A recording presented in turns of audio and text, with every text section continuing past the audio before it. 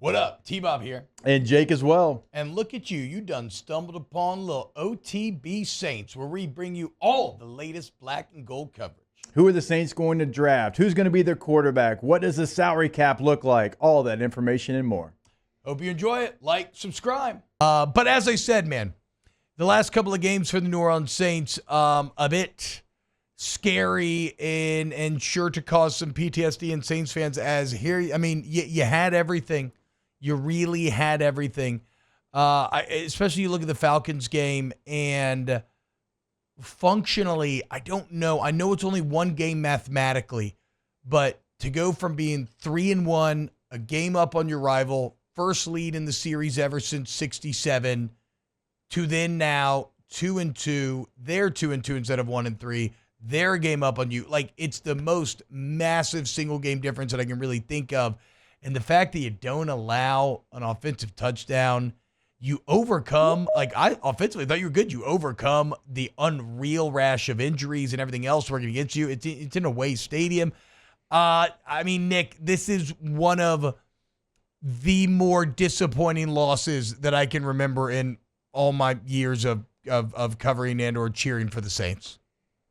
I can't remember a single game that I remember them losing where it felt like they were like just so definitely better than the team they were playing. They just felt like the better team the whole game, and it just kind of, they just kind of kept shooting themselves in the foot repeatedly. They could have lost that game 26-24. Like, if it happened in a different nature, you could have walked away from it feeling good about it. Yeah. Kind of like, okay, well, there's like all these injuries, they kind of overcame them. Like, they aren't going to be completely screwed without Eric McCoy, even though I thought the interior was a little bit iffier than I thought. Live on the rewatch, it looked a little bit spottier, but that was a brutal loss. I mean, absolutely brutal loss. And then you take the lead and you can't do anything with it. You can't preserve it.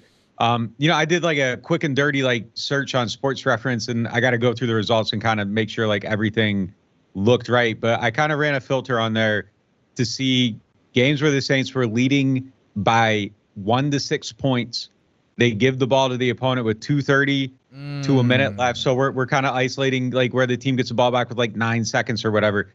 In those games since 2016, they started out 12-2, and then I believe they are 0-7 in the next 7 of them, which is not a good place to be. And we can talk about man cover, like Kurt Warner had the tweet, man coverage, like they shouldn't have been doing it. Like, all right, cool, but they lost to Philadelphia under the same exact circumstances, and Philly was playing cover 1, and they got the pick. So to me, when I go back and watch these, like I started watching back, I watched the last 5 of them.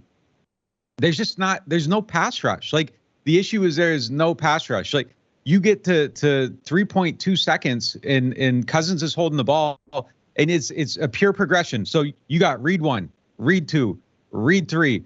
I'm going to read 4. He's hitting out and up, and I'm able to just stand there and watch the whole thing develop without not, you know what I mean? It's not like you're just like, oh, he's going to get open on this move. I can now stand here and just throw a perfect pass because like there's nobody pressure me. And JT Gray's hips are turned. Like, my issue with playing the single high, like it isn't, no, don't play single high. Don't ever play man. Don't ever be aggressive. My issue with the single high is just that it's JT Gray. Like, and that's no offense on JT Gray. Like, you don't want him on the field playing safety with a minute left and you're trying to preserve lead. Like, that was my issue with the play. It's just there's no pass rush. So there was no pass rush last week. I think that's the biggest issue with the team right now. Like, if you can't pressure the quarterback, it's not going to work. And you're rushing 3, and then Pete Werner's your 4th, and like just nothing's happening there. Like, that was my issue with the thing. Like, you got to get a closer, and it just goes back to really what's the underlying issue with the team and why are they here? Like, they've drafted terribly. Like, they have not drafted defensive linemen well, and now you're in the situation where you just don't have anything right now in your pass rush, and I think it's a huge issue. Where was Marcus Davenport when you needed him, Jake, to block that kick? Oh, yeah. Somewhere out there, yeah. Our guy Mario's just thinking back on him blocking the Falcons kick all those years ago. Well, he's hurt again, so he's not blocking. I mean, is he breathing? Hey, I want to ask you about Taysom Hill and his impact on this offense. He's been fantastic. He goes out with injury, and the style that he plays, it's going to be so tough to stay healthy. Can this team be who they want to be without Taysom Hill? Because, Nick, it just doesn't look like they can be. It feels like everything doesn't necessarily run through him, but he's such a big part of what they want to get done that if the 49ers didn't have Kyle Juszczyk, it would be the same situation. Can they be successful without Taysom?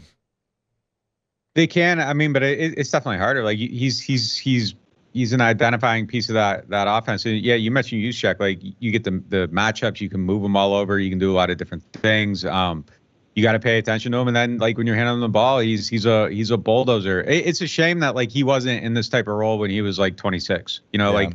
It's just too bad that like they're finding it in his early 30s. It's going to be tough for him to stay healthy. I just, I think this is probably just how it's going to go all year. I just don't think he's going to be able to just take the accumulation of hits. And even in college, he was kind of injury prone a little bit. He's just, for sure. He's a genetic freak, and like genetic freaks just tend to get hurt. It's just kind of their bodies are stretching the limits of what's possible. Davenport's another one. Like he's a freak. He's hurt all the time.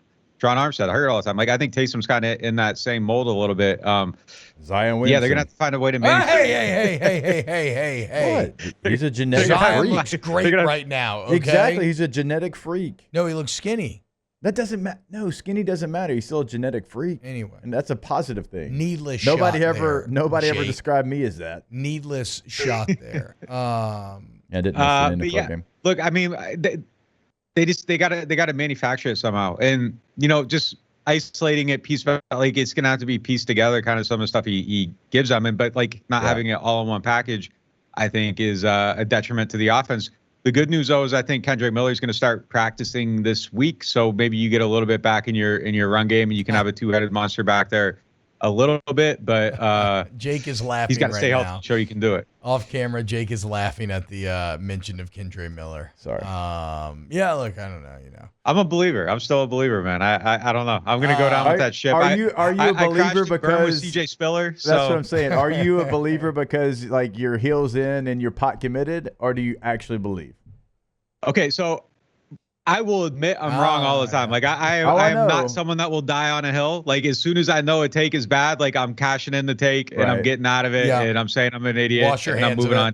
Like the great thing about doing this job is if you stick around long enough to talk a lot, you're gonna have a litany of terrible trash opinions. Like it just kind of happens. So as I get new information, I'm backing out of a take. I'll change my win prediction 7 times in a season if I need to. Like it's just it is what it is. I believe in the talent. Like I do think if he gets out there, like he's gonna be good. Do I think he's gonna live up to his? I mean, look, you're a year and a half into it, and it's not third round value yet. But I think that in like glimmers and spots, I think he can still be good. It's just something needs to click for him, and maybe off he'll go. But I do believe in the talent, and I think he's a good player, and I think you put him in the scheme, he could be really, really good. Speaking of Taysom Hill, which is true, actually, I would like to see Kendrick Miller in the scheme. Speaking of Taysom Hill, Nick, we looked up a name the other day, Tommy Stevens, and he's in the CFL, and he's doing a Taysom Hill thing. He has passes, he has rushes.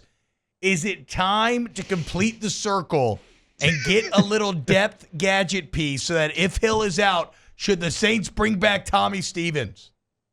The most embarrassing thing they ever did is like they trade up to draft him, and then they leak the story about like how they outsmarted everyone to get him, and then they cut him, and he still goes back to Carolina. It was just like this like coronation of like brilliance, like we outsmarted everyone, and then like it was Tommy Stevens. I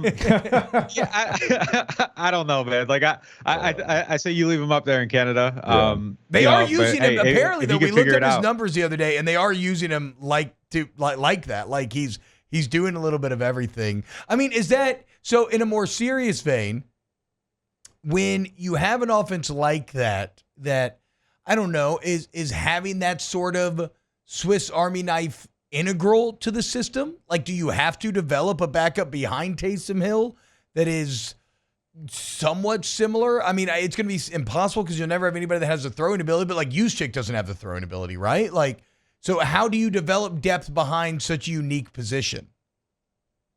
I mean, I think there's a lot of guys. You take away the throwing ability, I think there's a lot of guys that could probably do, a little bit of it. Not all of it. I mean, obviously he's incredibly unique. He's more unique than Juszczyk, but like, there's 12 teams running this offense, and 11 of them don't have Juszczyk. And true. So I don't think it's a must. But I think if you have unique players and the way they kind of can execute them in the vision they have for them, I think Kubiak's just I think he's got a good vision. So if you give him anybody that can do a lot of stuff, I think a lot out of him. It's definitely a huge hit. I think it's a bigger hit though, just because the lack of weapons on the offense overall. It's not necessarily a Taysom thing. I think it's just an overall talent problem. Wow, just amazing black and gold takes right there, Jake. I don't think I've ever heard any takes that are better than the two guys that just gave you that take. And you can keep getting them by going ahead and liking, subscribing, ringing the bell to get notifications when we post. Have a great day. We'll see you on the next OTB Saints.